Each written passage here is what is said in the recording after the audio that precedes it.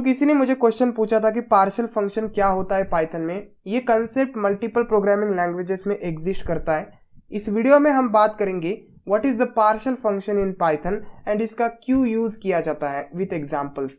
चलिए इस interesting video को स्टार्ट करते हैं। This is the definition of partial function. Partial function एक फंक्शन है जो फंक्टूल्स मॉड्यूल में प्रेजेंट है एंड इस फंक्शन का यूज करके आप फिक्स कर सकते certain number of arguments of a function and generate a new function.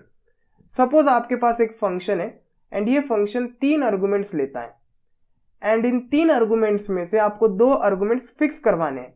Means जब भी आप इस फंक्शन को कॉल करेंगे तो आप सिर्फ थर्ड आर्गुमेंट की वैल्यू पास करेंगे, 2 आर्गुमेंट्स की वैल्यू पास नहीं करेंगे, वो हमेशा फिक्स रहेगी। कंसिडर ये प्रोग्राम 3 नंबर्स का एडिशन करता है।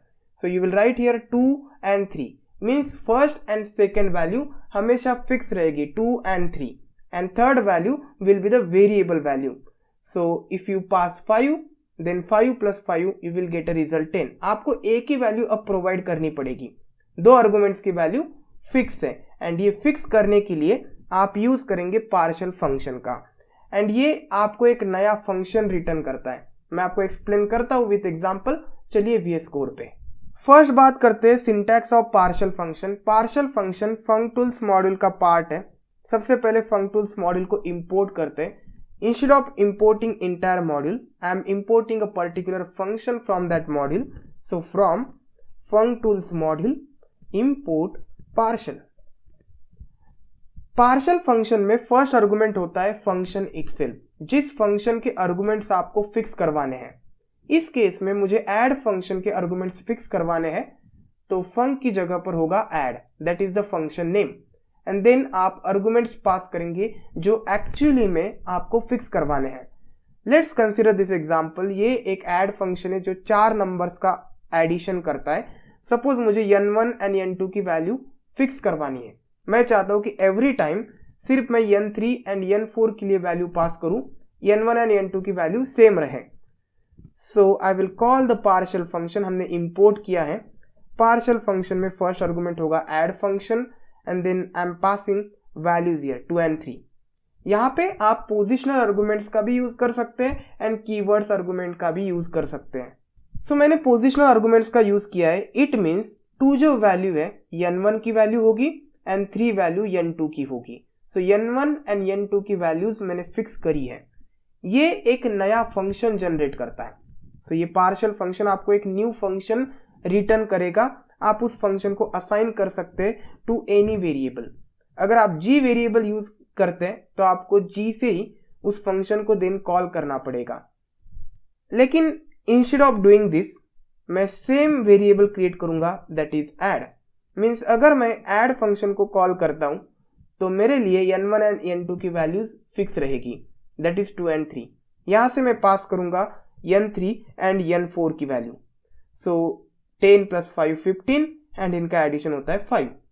सो 15 + 5 20 रिजल्ट आना चाहिए। मैं इसे प्रिंट करता हूं as it is returning the value. Let's run this program.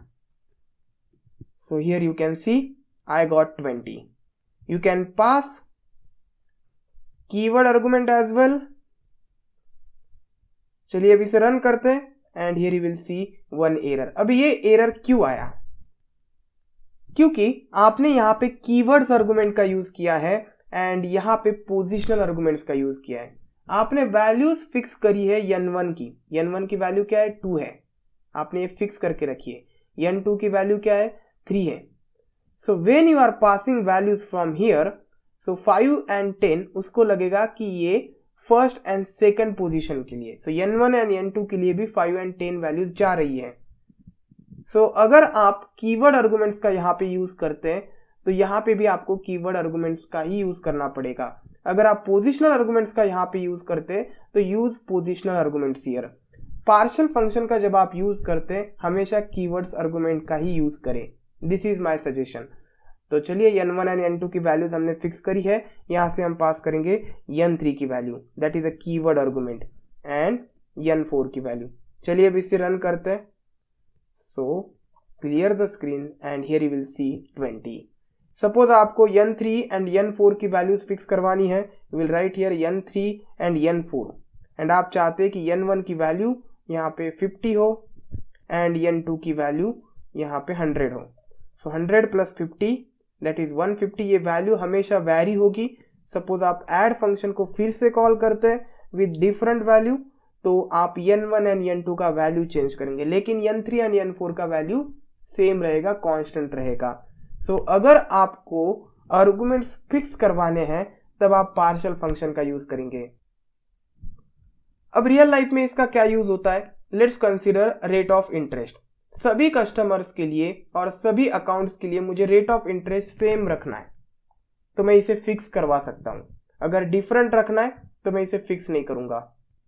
So instead of fixing this, आप बोलेंगे कि क्या मैं यहाँ पे डायरेक्टली हार्ड कोड कर सकता हूँ n1 एंड n2 की वैल्यू और रेट ऑफ इंटरेस्ट की वैल्यू? कर सकते हैं, लेकिन this is not the good way. So instead of hard coding, just fix those arguments, this is the best way. That's why partial function is design. I hope guys कि आपको partial function में अब कोई doubt नहीं है। उम्मीद करता हूँ कि ये वीडियो आपको पसंद आया होगा। Please like this video and subscribe this channel. Will see you next time.